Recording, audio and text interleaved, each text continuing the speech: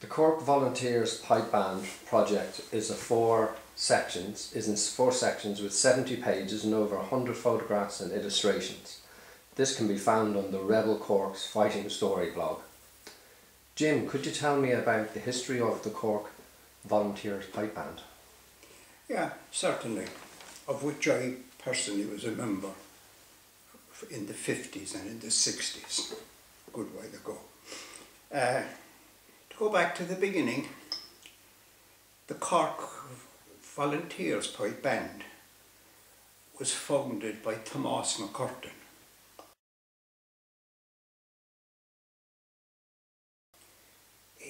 He's best remembered in Irish history as Lord Mayor Tomás MacCurtain, who was murdered by British forces in 1920. Tomás himself was a man of music in many ways. He was a piper. As well as that, he played the violin, he was in the Blackpool Orchestra, nothing posh now about that, all ordinary working people in the Blackpool area of the city. But as I say, he founded the band, along with people like Toy Barry, who later was killed in Ballykindler by the British. That was up north at the time.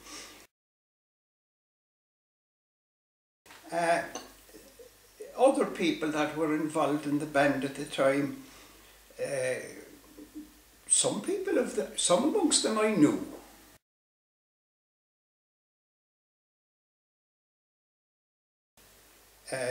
For instance, Donald Barrett, because Donald was still a Republican into the 50s. He was an engineer, and one of the things that he'd done, but sorry, going back to the beginning, he was a piper, and he'd be found in one or two of the photographs that I'd put up. But Donald was, as I said, an engineer, and he taught sections of the Cork IRA how to make bombs and matters of that sort. That was Donald. He was an expert at it. But amongst them there were the Courtneys and there were the Guns. That's the surname now, Guns. And there was a little, in the very beginning there was what you call a band council. The army at the time had different sections, but there were 3 sections to it. One was for equipment and, but there was a section, it would be the band council. And amongst that was Sean O'Sullivan, who was an early piper in the band. There was a Jack Fitzgibbon, a Patrick Harris, and a man called Ahern. In the beginning, like when that band was formed, it was February 1914, and for a period in that year there was connections with what were referred to as the National Volunteers. They were the Redmondites. And one of the bad starts that the band got was that sometime in October of that year, the band at the time they had their place in Fisher's Street, and most of the lads were down in the Corn Market area, and they were with arms, they were doing some training and what have you. But there was only a caretaker left behind in the premises, and didn't the National Volunteers, a group of 5, didn't they invade the place and take away a quantity of arms and ammunition, and as well as that, equipment belonged to the band, and in fact they took away bugles belonged to the Fein. So it was a bad start. By the way, or information is, and it's in the documents, in the documents that I done. I tell where they went. They didn't go round the corner to a poor man's house. They went to a bloody big mansion out Carragran way, owned by a prominent Redmondite at the time. So-called, so much for the talk about these non-violent people. They could take the guns all right. But 1915, the following year, the band was very busy. The Conran na Gaeilge organised the St. Patrick's Day Parade, and Tomás MacCurtain saw to it that 300 volunteers marched, as did the Cork Volunteer Pipe Band. As the year went on, other events occurred where the band was. Around August, first thing in August that occurred was the band went to Dublin, and they were present at the burial of O'Donovan Rossa.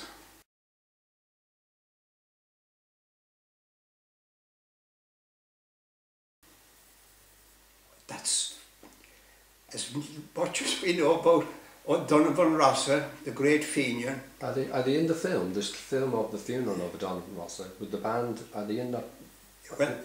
Well, there is one photograph, and I have it in the first of the series. It's there. What you will notice about it at the time is that the band didn't have a kilted uniform. Look at it closely. It's not the best of photographs, but that's how old it is. 100 years this year.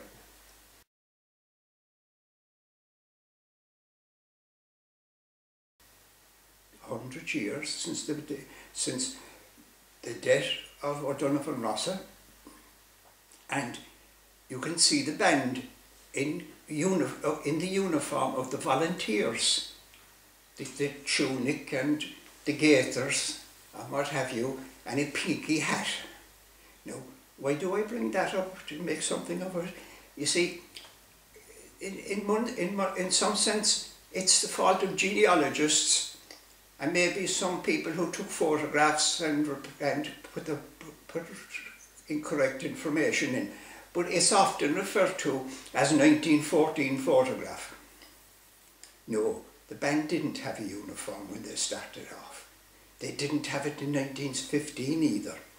It was, I'd say, into about 16 before they had a kilted uniform. Now, the Gaelic League, of which Tomás MacCurtain was involved in, was also interested as a result of Tomás approaching him in dressing up the band, and it was a joint kind of an agreement, the form of uniform that we had. It remained so all down through the years.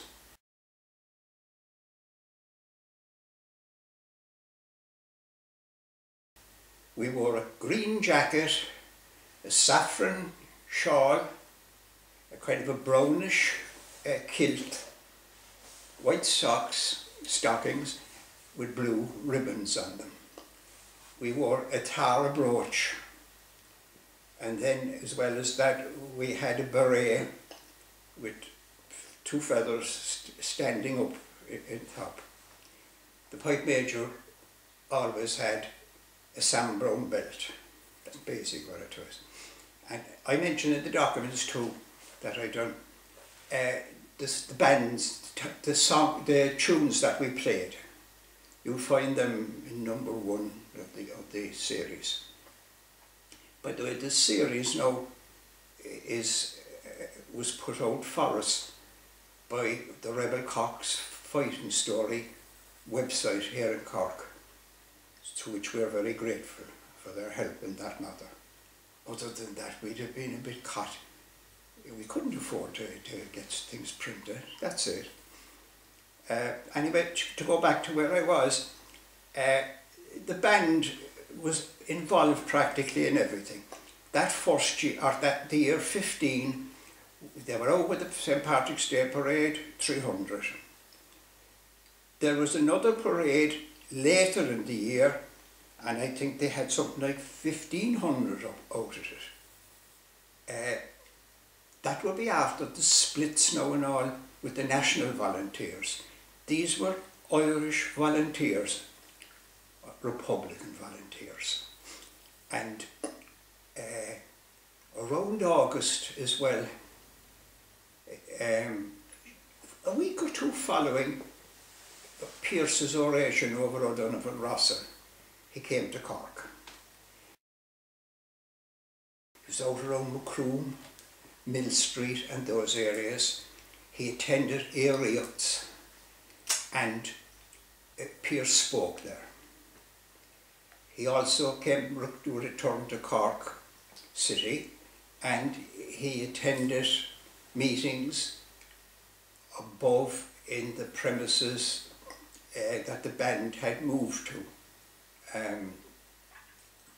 up in, I think of the name. Does that become Ash Hall? Pardon? No, it wasn't the Thomas Ash Hall at all. Okay. If you can hold a minute or two. So they weren't always in the one premises? Pardon? They weren't always in the one premises? No, they weren't all the time in the one premises at all.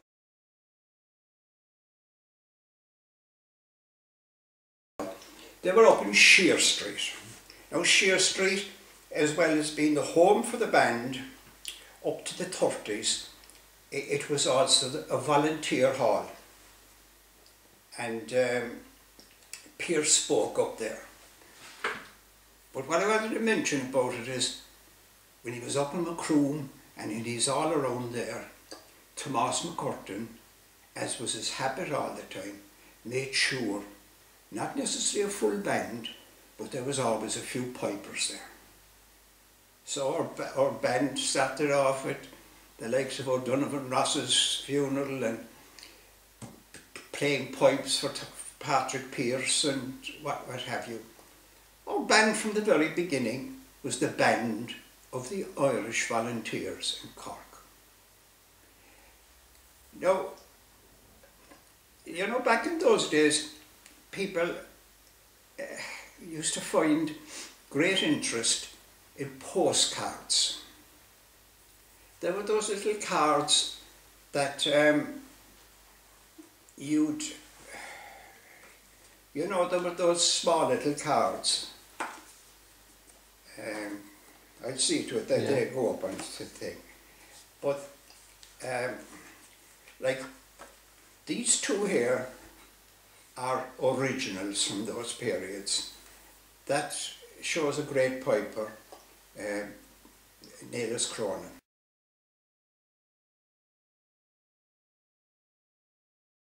And this shows the band, the Irish Republican Army Prize Band. It was referred to in another photograph as the Cork City IRA Prize Band. And you see, these were done by commercial houses like Guy's, and there was a place in Dublin called Lenihan and McCormick Photo, Dublin, and they didn't always give our proper name, but we were the Cork Volunteer Pipe Band. During 1920s, before MacCurtain was murdered by the British forces, there's a good photograph there in the list of stuff that I've done. It's the photograph of Tomás MacCurtain up on a tractor. That was taken 2 or 3 days, I think, before he was murdered.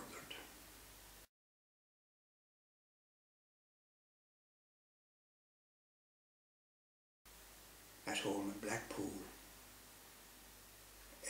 at the middle of the night. there's a band around him. He really was into the band, and it was all around him. And there's a little young lad there, he's about 16 or something, alongside of him, and that's what became later a famous man where piping in Ireland was concerned, Neil's Cronin, he's in that photograph. It was the opening of an industrial showing that he was at for Fords. Fords came to Cork. I'll tell you a little bit about that later too. But as I say, members of the band were not all members of the IRA, but most of them were. And many of them took part in different operations related to the times that were there. In the series of articles that I done, I was fortunate enough to be in contact with a man in America, a son of one of the Wickhams, a well-known firm in Cork. They done a little bit of business down in Merchant's Quay. They used to sell primus stoves, but by hell, their premises used to be raided and raided by the Brits when they were here. But that young lad, I say young lad because he joined the IRA himself in 1915. He was a drummer in the band. He figures in many of the band photographs, and I was very fortunate to get hold from these people in America a list of the different operations that Michael Wickham was involved in, and they make interesting reading.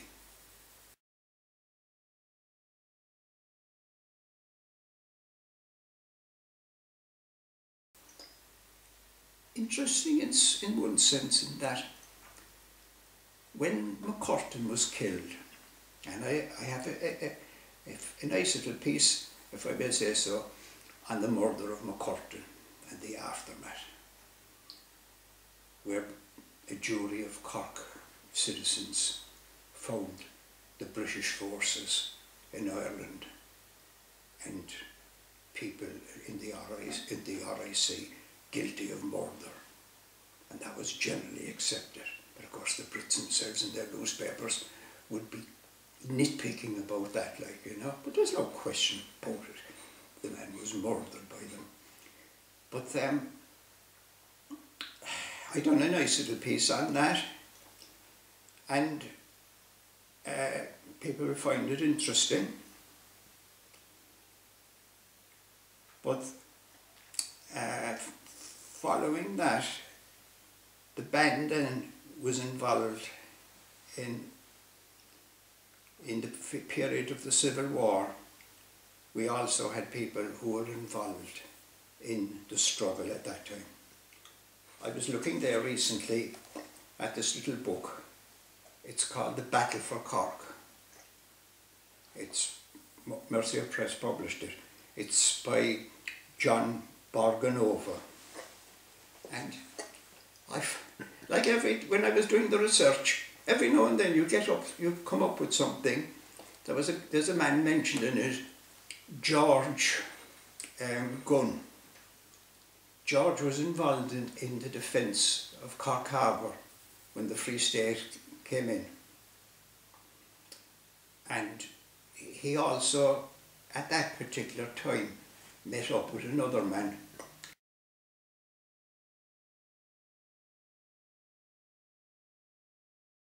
called Kennedy, and his name was Ian Mackenzie Kennedy, and he was a member of the 1st Cork Brigade, but he was like the 1st Cork Brigade went out into the countryside, and he was down around Ballingeary, but he was a Scotsman.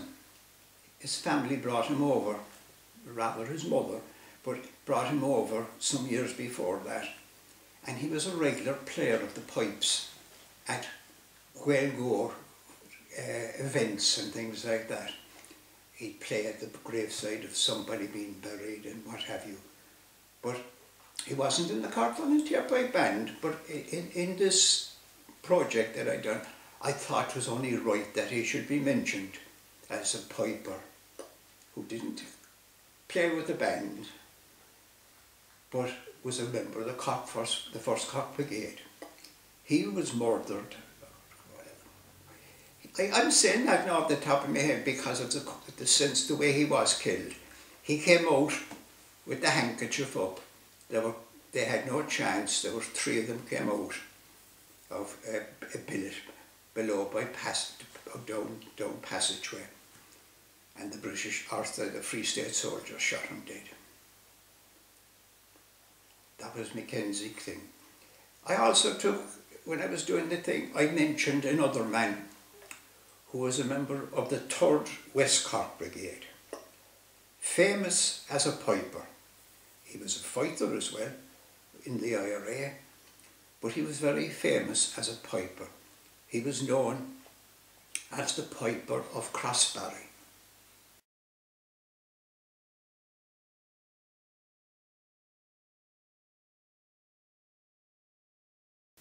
Now, what it does mention in a document or a project on the Cork Volunteer Pipe Band is that band in Bandon was trained by a Sean Daly, who was a member of the Cork Volunteer Pipe Band. He used to go down once a week and get the lads together, and they'd play the pipes and the drums and what have you. I mentioned also a band that was formed the same year as the Cork Volunteer Pipe Band. That was the Cork Hill Pipe Band below in Youghal.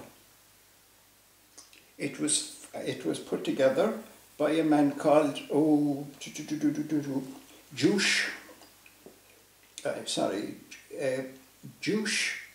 Danny Juice McCarthy. And they had their premises in Cork Hill below in Youghal. It came together actually, it was his idea. It came together because he and several others who were anxious to put a band together were also members of the IRA. And that would be the first Cork Brigade area as well. The first Cork Brigade area of the IRA extended away down into Youghal, and it came back out a bit west. Then you had the 3rd West Cork Brigade. But these were, I understand there was also a band up around Fermoy, the Kent band. It finished, I think, in around the 40s or 50s.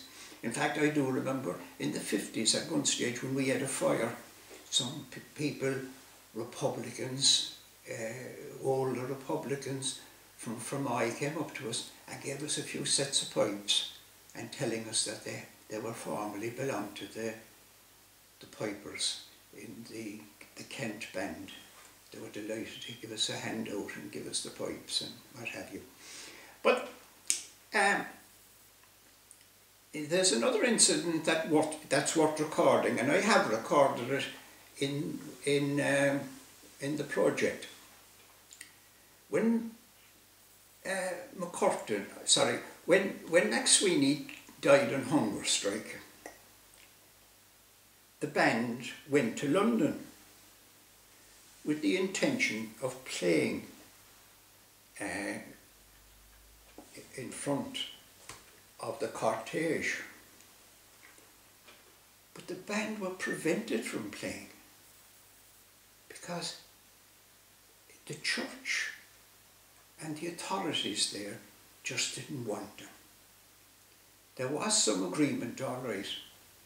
There was the church that was there, so the prison was a small one. Thousands were expected to turn out to bring the cortege down as far as Euston, and Dr. Amigo or something was his name.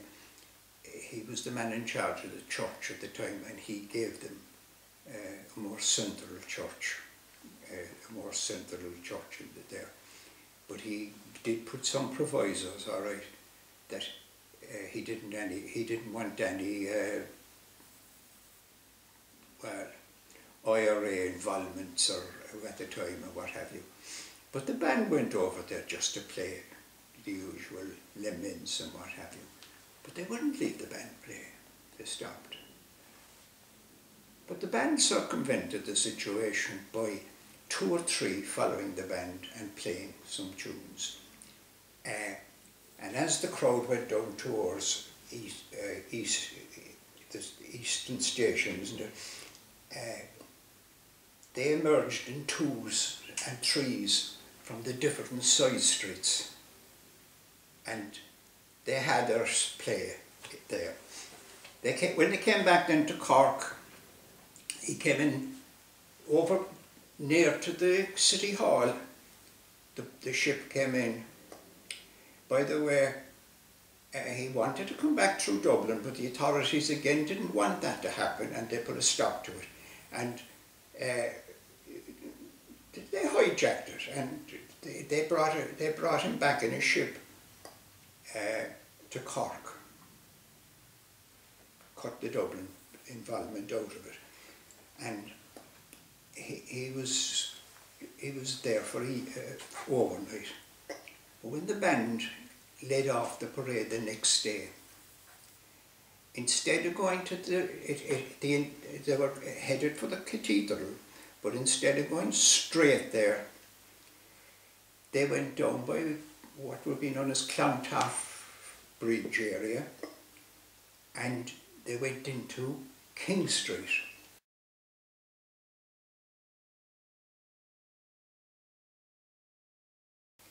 Now King Street is known today as MacCurtain Street, because that's where the RIC left on the night that they went out to kill MacCurtain. And symbolically, they brought Mac Sweeney's corpse up past the barracks there. Incidentally, when MacCurtain was being buried, earlier that year, they came down from the cathedral, down into Camden Place, and they took a left turn up Bridge Street, right into King Street again, which later became MacCurtain Street, and they walked down and paused outside the police barracks from where MacCurtain had been killed. So when it was done for Mac Sweeney, it was symbolic. Or 2 Lord Mayors, both of them are Lord Mayors, Sinn Fein Lord Mayors. Symbolically, the people of Cork wanted him to go there. That was the kind of the way things were at those times.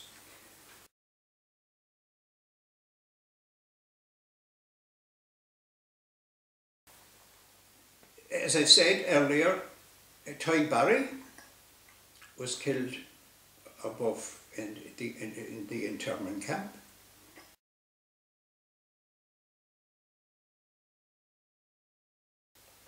And the band was busy then throughout the 20s. And you know something, back in those times, people mightn't understand it today, but when you had the movies in the town, they ran in a different way. There was a little bit of concert involved before the thing, you know. There were different little things. One of the things that the band were involved at one time was there was a group of Red Indians from America came to town. They were on a tour of Europe, I think.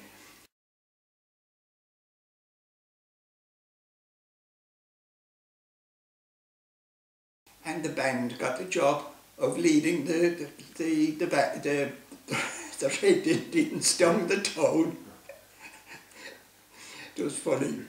And another thing, it was being held in the Pavilion Cinema. Another thing that was peculiar was in the 20s as well, there was an event above in the Palace, sorry, in the Coliseum cinema. That's down almost across the road now from the King Street Barracks in MacCurtain Street. And they were at an event there. And before the film started, the film, I think, was it Ireland's Destiny, you know, or something like that? There was a silent film made. It was a silent film. Yes, yeah, during the war. Yeah, it was made in Killarney, but when they launched it in Cork, the volunteer pipe band were up on the stage.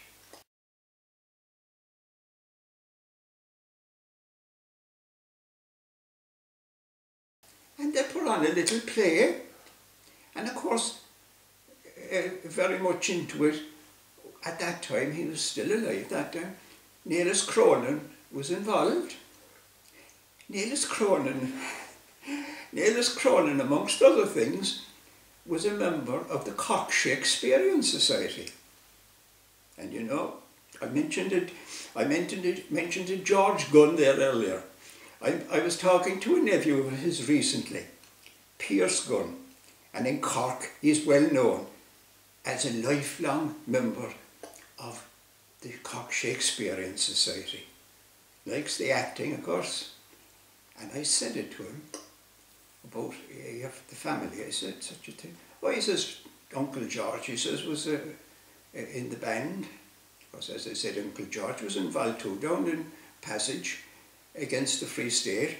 But he says, yeah, he says, Uncle George was.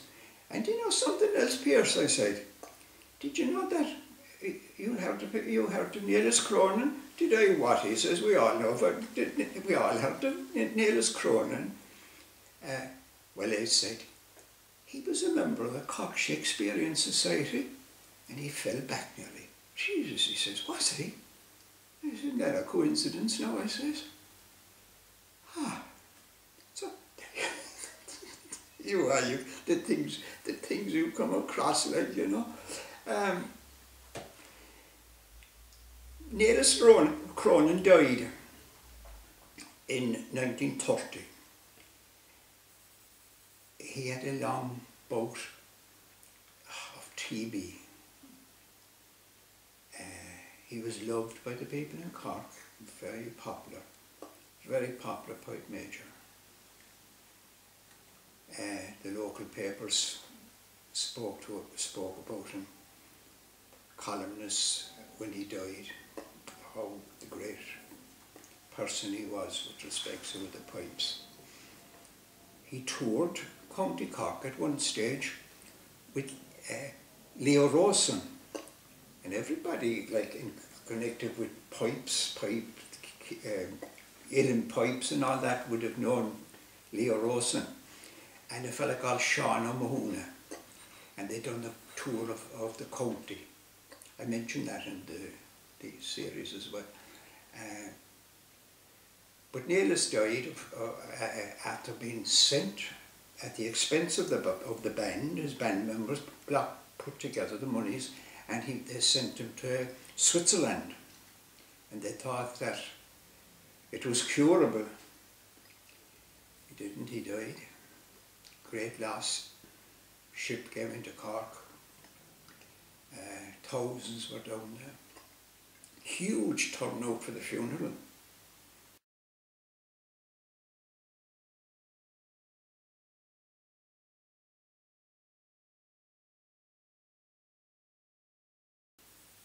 And I mentioned also a peculiar thing, because when I was doing the research, you come across little interesting things.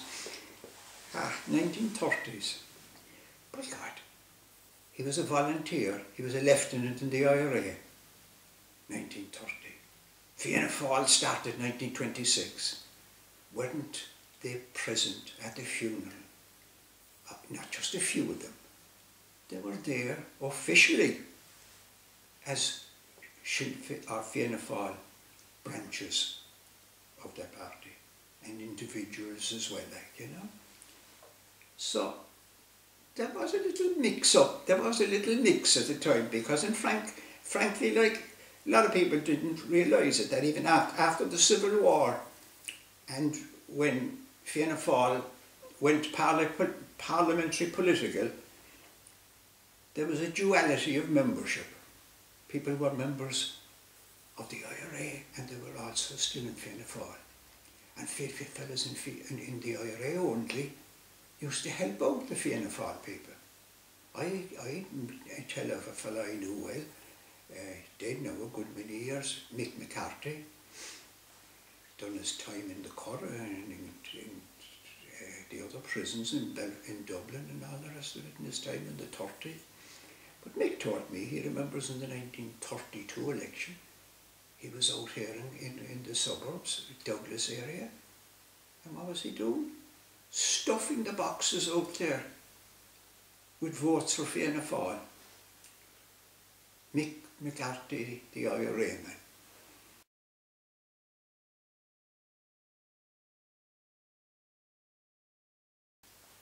They had him in prison, and in a few years, that love situation died, and then things went wrong, like, you know, in the Republican movements. There's been many splits in the Republican movement down through the years. So that's where it was. 1931 then, you see, there was a new pipe major, O'Brien was his name, and he issued an appeal at the time for cash. I did get hold of his appeal, and it was interesting. One of the things he mentioned in it, and of course that was only a short few years since the band had been involved in the IRA, like in the 20s and periods like that. He mentioned that at one time every member of the band, the whole band, were in prison. Now some of them might have been only there for a few days or a few weeks or something, but he said at one stage, and that's stated, I have a copy of the document. Interesting. 1930 as well was really in Cork the beginning of bad times. Not only did it hurt everybody and anybody, it particularly hurt many people in the Republican movement and in the band. There were 7,000 workers in I think I put it down there somewhere. Yeah, in May 1930, there were 7,000, well, what the newspapers had said, men, and that's the kind of work it was, I suppose, at the time, working in Ford's assembly plant, and they also had a foundry in Cork. And by June of that year, that 7,000 had gone down to 1,000. 6,000. 6,000 would rock any city or county in this country today. 6,000. It certainly rocked that, but it particularly rocked the band. We had a lot of people working in Fords, whether it was in the foundry or the assembly or making the tractors and all that. They sent an awful lot of tractors to Russia, by the way, after the Russian Revolution, Fords in Cork. They were the only Fords in Europe at that time. But they sent a pile of tractors for the industrialisation of Lenin's state. It was a mighty loss, but we lost a pile of people to Dagenham, because that's where most of the foundry was closed. The tractor making was put aside as well, especially like if you went from 7,000 to 1,000, you can imagine. And they went over in their droves, Corkmen, to Dagenham. And that has been the way it was for years afterwards. They were called, the Cork fellas were called the Dagenham Yanks. Do you know? I spent a bit of time there myself in the late 50s, early 60s, 2.5 years or something. But some of them, when they got over there, didn't they get together, former members of the volunteer band, and didn't they form a band in Dagenham? And it was known as the Dagenham Town Irish Pipe Band. And like, I think I made a note here, there was a Tim McCarthy involved in it, a Pat O'Brien, there were 3 Shanahans, and there was a Willis, with a pile of them involved. And they set up a band. Coincidentally, it was around the same time that the Dagenham Girls Pipe Band was formed. Why do I mention that?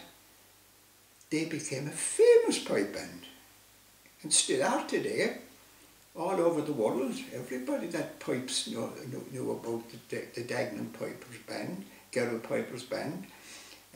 I dare say some of the lads from the Valls who went over there, some of their daughters could have went into it. But there you are.